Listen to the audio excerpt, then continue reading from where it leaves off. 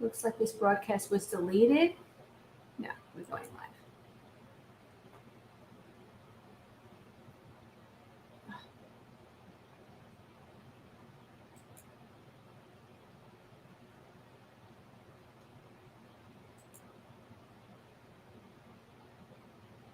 Okay, I think we're live. Hello.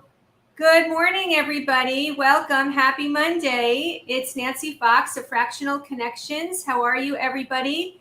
I have a great guest today. First of all, let me tell you quick who I am. I am CEO of Fractional Connections, and we are a coaching and training company working with fractional executives and firms, helping them to launch, grow, and scale their fractional businesses. And I have a fantastic guest today. I want to welcome my friend and colleague, Kristina Stoural, who we're going to be talking about a great topic today. We're going to be talking about how to ask fantastic sales questions, ones that will actually land business. And that's because Kristina should know, because she is a fractional chief sales officer and is relatively new in this role. So Kristina, welcome. Thank you for being with us today. By the way, if we've got you live today and you're with us, just give us a shout out in the comments. Let us know you're here with us. I see William, I see Josh, I see Natalie. Welcome everybody. And so Kristina, tell us a little bit about your journey to fractional life. Tell us a little bit about that. Yeah, thank you. And thank you so much for having me this morning, Nancy. I'm really excited to have this conversation and hopefully help other fractional executives when they're going out for a new client, or even just consulting their own customers that they're working on site for. So I have been in sales and sales leadership basically since I was probably born, putting it lightly. And selling. Yeah. I also come from an entire family of entrepreneurs and salespeople, so it's just in my blood. And my last role, permanent role, was a VP of sales in a healthcare tech startup. And one of the things that I noticed in that organization was that they didn't pay close enough attention to their cost of sales and the cost to acquire customers. And so when things ended there, partly due to that issue, I thought to myself, for startups and small businesses who really have to be conscious about their tactics for building a sales organization and growing their customer base, the idea of fractional came to mind. I actually didn't know such a thing existed. I knew there were fractional executives in other fields. And I just said, you know what, I'm going to give this a shot and see if I can help other startups and small businesses with that cost of sales in a way that they may not otherwise be able to get somebody like myself, on a permanent ongoing basis, because I would require equity and, all of those things. And so working for myself as a fractional sounded like a great way to help startups and small businesses with that particular problem. Boy, it makes so much sense. And even professional salespeople, as expert as they are, there are a lot of pitfalls they fall into, right? It's really interesting. So why do you think that so many companies don't really pay attention to the specifics and the KPIs around the cost of sales? What's up with that? Why do they miss out on that when they know they need to be looking at that? That's such a great question. I'm just going to opine on that in terms of my experiences. I think it has to do with where the center of power is within executive leadership in most companies. Sales and revenue growth executives tend to hold a lot of power and sway. And so you may have another person within the executive leadership team who understands that they're spending too much and that they need to be more frugal in that regard. But they might be overpowered by that chief revenue officer or, the folks who are growing customers. That's one reason. I think the second reason is that in this environment that we've been in terms of this, utter growth in technology, you have a lot of companies trying to figure out what their exit strategy is or what their next round is going to be. And the only way for them to really do that, not the only way, but one of the ways that they're doing that is through showing customer growth. So they may be trading, super quick ramped customer growth for, more lean books. Let's put it that way. And so I think those are probably the two big reasons. How amazing that is. So what you're saying is that the politics in an organization could impact that the efficiency and the effectiveness of a sales group, as well as what's the main objective of the company currently. If it's being sold, acquiring a division, siphoning off a division, a lot of things could affect how the sales group is actually performing or how they go about performing. Interesting. Well, the other thing I want to add to that is that sales and the revenue team, so, marketing, etc., they don't have a metric against that. And I propose in that scenario that the leader of sales and the leader of marketing both come together and own a metric around the cost to acquire customers. That's really funny. The silos between marketing and sales, it's really, it's always like the Hatfields and the McCoys. It's just really very interesting.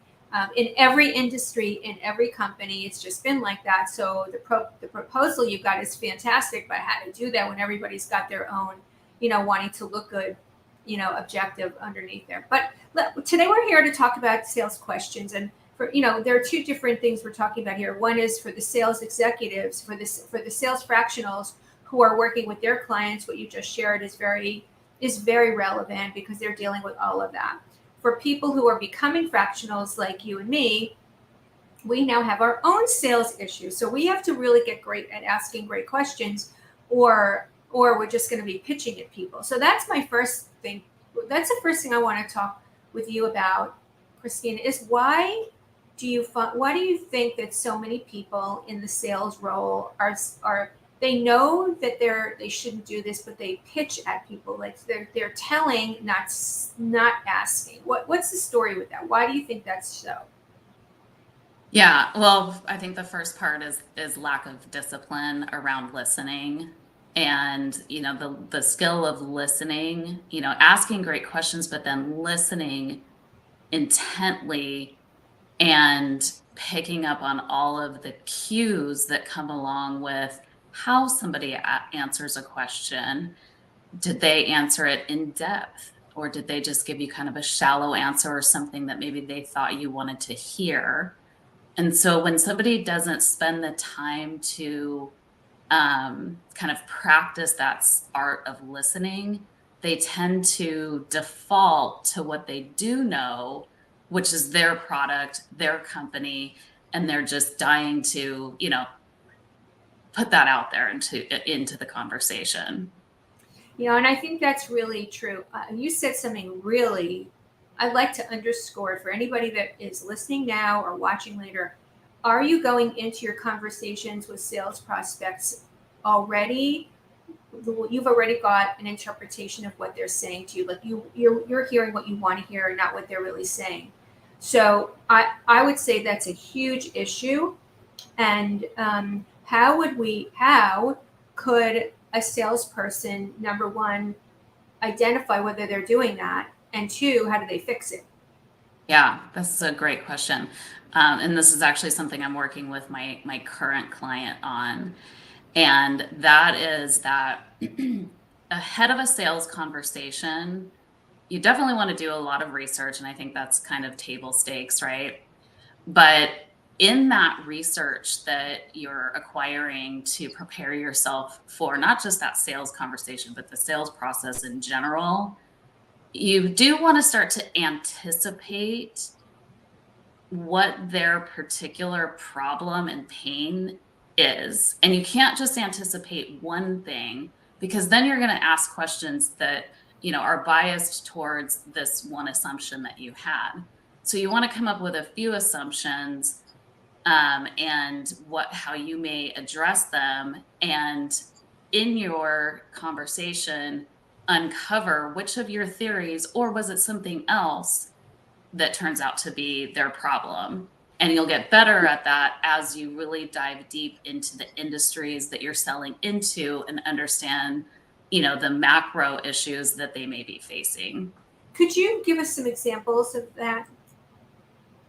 Yeah. So if I'm selling my own services, for example, I may want to say or anticipate that, a small business or a startup is, probably thinking about their budget.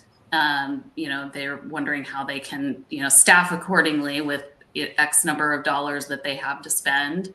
They're probably also concerned about today's current economic environment.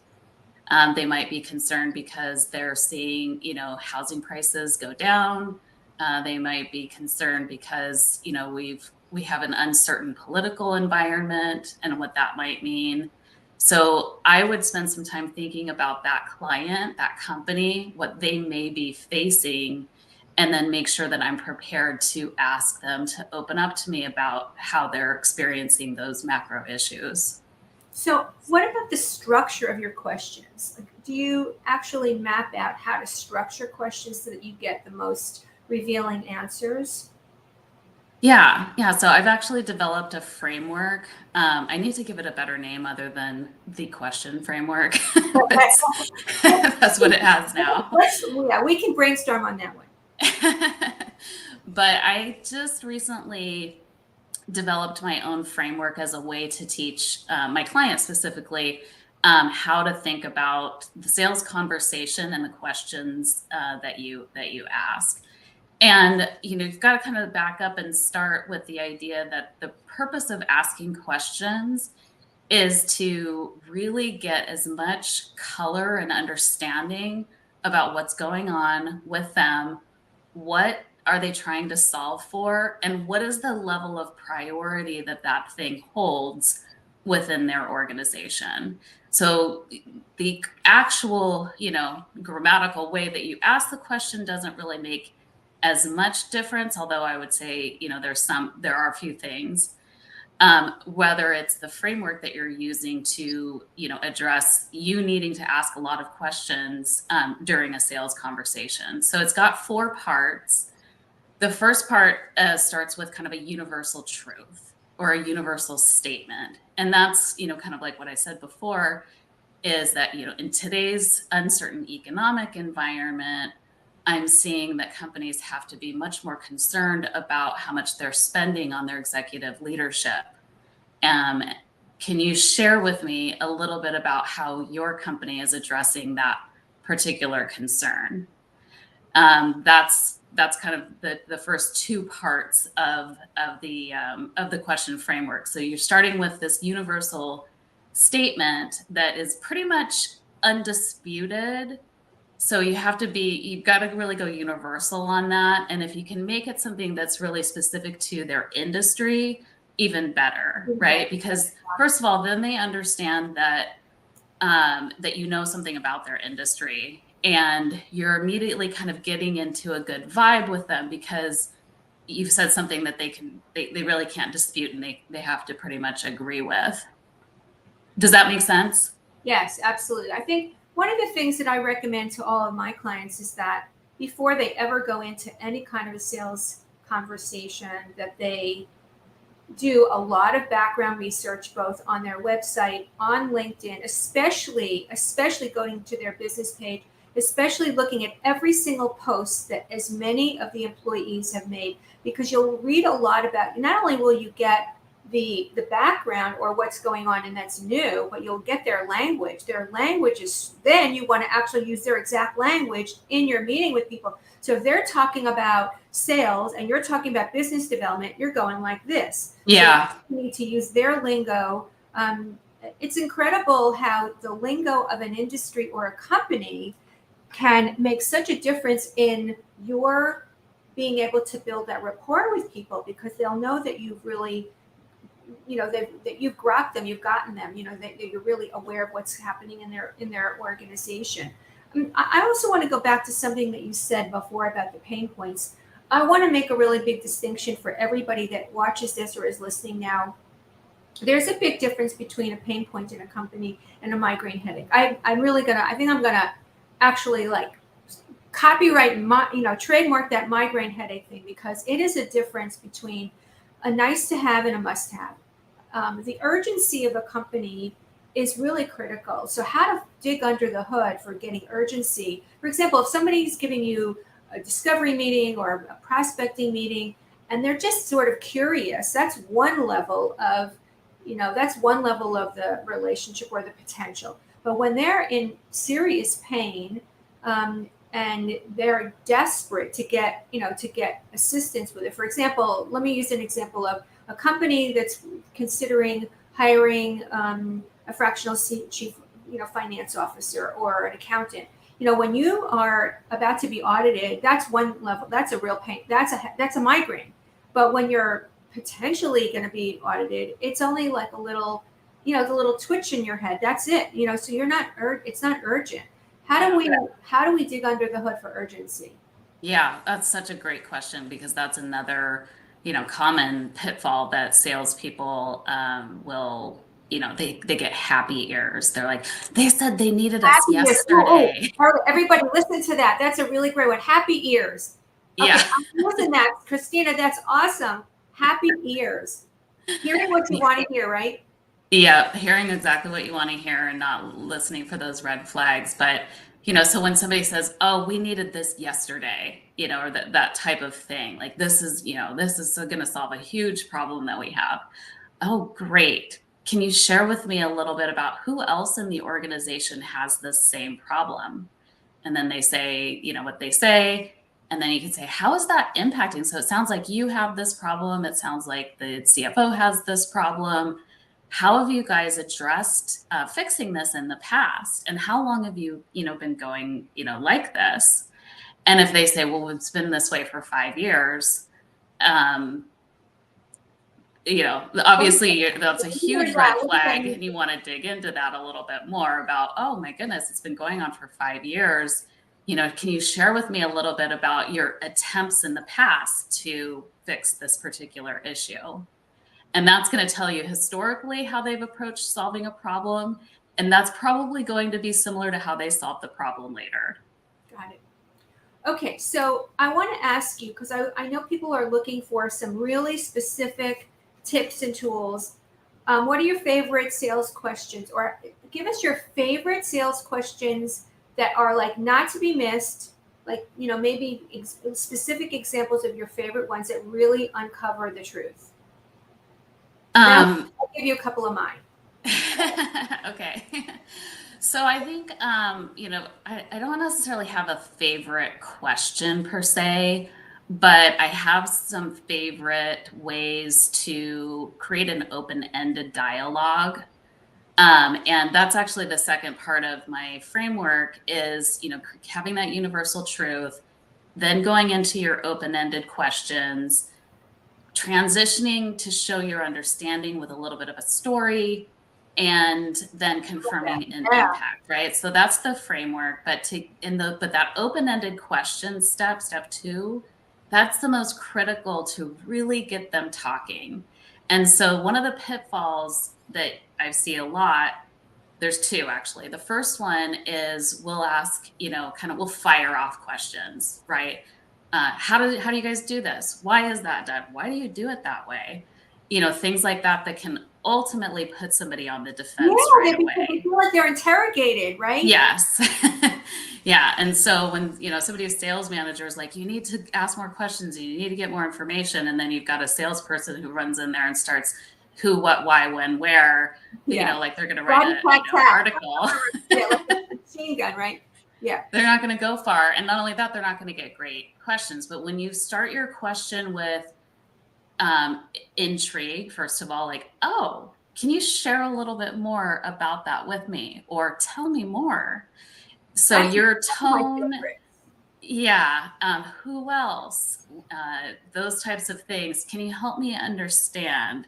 And it's okay if somebody says something to you that's like total jargon and they're not thinking about it, it's totally okay to say, okay, this sounds really interesting. I want to make sure I fully understand. can you help me understand when you said X, share with me a little bit more about what you meant by that.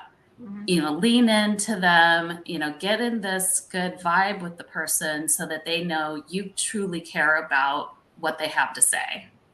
I think that's really great. I love that. Listen, tell me more is probably my favorite one. My second favorite one is I do the 1 to 10 question. Like, okay, so just to sort of get like where you are on the continuum, on a scale of 1 to 10 in terms of urgency, 10 being most, like, like it's a must have, and 1 being least, like it's a nice to have. Where are you in terms of urgency? And if they say 9, 8, 9, or 10, I go, oh, that could be happy years, right? But then I'll say, I would ask, if there's any hesitation, if there's any doubt in the way they answer, in the tone of their voice, or any hesitation in giving you the number, because they think that they're going to give you the answer that you want to hear, even if I never ask another question, I already know they're not taking action right this second. There's something in the way. So then there's another something in the way question to get into, such as, so it sounds to me like you really are, it's urgent for you, and what's been in the way so far? Like what would prevent you from taking action immediately? What would stop you? What would be in the way is a good one that I have found really, really works. And then tell me more is always good, because then if they answer your question, you're asking them to share deeper, and as soon as they go deeper, their own answers become more revealing. Yeah. I really like that a lot. On that note, you said something that made me think about another important piece is really, if, let's say they're giving you a verbal move forward, then you really need to figure out what are those roadblocks that are going to derail this verbal agreement that I have right now. And a really great way to try to understand that is say, okay, great. Tell me a little bit about the last time you made a purchase like this. How did that process go within your organization? I love that. I also on a corollary for that, I'll ask them, how are you going to make your decision? What factors will go into you making your decision? What's your feeling about when someone says, okay, this is great, give me a proposal? Yeah, that is, you can definitely get into happy ears when somebody says that. Oh yeah, right. Yeah, and most salespeople or people who are providing proposals, if they're not trained sales professionals, which by the way is a lot of people, right, who are selling on a day-to-day basis, but they're not really salespeople. This would be like founders who are starting up a company and things of that sort. So that is a pitfall that people fall into, as they think, okay, they've asked me for a proposal, so they're definitely serious, and all of those types of things that give us those happy ears. But you've really got to have some discipline to look for the red flags and to delve deeper into why they're asking you for the proposal. So, okay, great. I'd love to give you a proposal. Tell me a little bit more about what you're looking to see in that proposal. What are going to be the pieces of the proposal that are going to raise the most eyebrows within the organization and also be most impactful in the organization. And then they tell you that, and then really get a definitive process about what's going to happen post proposal, and try to get a second meeting or a next meeting on the calendar to review that proposal. Even if they're like, oh, just send it to me and then we'll get something scheduled. Just say, you know what, I'd like to get something, on the calendar, even if we're going to have to reschedule it, just so, we can both give this as much, time and diligence as it needs.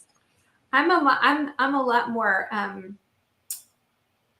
instructive than that. I'll say something like, great, I'm glad you would like to have more information. Would you like to put something on the calendar to review that? Because that's how we do it. In our company, we'll provide you with the proposal during a meeting. So they're forced to actually, if they don't want to set up the meeting, you can bet your bottom dollar they're just going. It's easy for them to ask for a proposal. There's no skin off their nose at all. Right. So you're going to spend hours getting even if you've got people writing your proposals for you, even if you have a template for it, it's still your time and effort, energy, and attention. So I'm very opinionated about this issue about proposals. I think that proposals are a procrastination for a lot of companies. It's easy for them to ask. There's no skin off their nose. They don't have to do a thing with it. So I really like to guide my clients to say, we actually do verbal proposals. We'll get on the next meeting, go through all the points with you with a document. We'll review it together. And then if they're not willing to do that, it's good information. It's good to know. Then you don't have to one of my other questions that I really like to ask is like more the permission kind, like, would you like to set up another meeting? Would you like to review some more details? Would you like to is an invitation to them. And then when they say yes, now you've got permission, but you can guide that would you like to in a way that feels very inviting, but also requires them to be definitive. Yeah. Yeah. So we're coming to the end. Wow, we really went. This has been so much fun. So this flew by. Where can people find you? Where do they find you? Yeah. Learn more about your. What did you call it so far? The sales question. What did you call it? Oh, my question framework. Question framework. Let's work on that one. It's really great. So where can people reach you and find you and your question framework? Yeah, great. I am on LinkedIn. So right now I'm pretty much running everything on LinkedIn. Kristina Stoural is my name, Kristina with a K. Actually, I guess you guys see it on the screen here. And the name of my company is Harmonized Sales Consulting. Oh, I love that. It's a great name. Yeah, thank you. I actually just got my URL, which amazingly enough was available. And so I'll be building a website here soon. I've been pretty busy with my first client since, leaving the traditional corporate work structure. So I'm pretty excited to go on this journey. And I sure appreciate you inviting me today to talk about something I feel super passionate about. Good. And definitely read my post today because it was all about websites. So everybody, thank you for being here. I'm going to post the link to this and to Kristina's LinkedIn page after this is over. Reach out to her. And of course, definitely reach out to me with any topics that you would like to have other interviews and other conversations on my LinkedIn Live every Monday. And don't forget that we've got an upcoming networking event, a speed networking event. Our next one is December 8th. You can go to fractionals.ai/networking and join us. We'd love to have you. All right. Thank you so much, Kristina. It's been awesome. Good luck with everything. I'm so glad you've joined our fractional community. Thank you. Have a great day.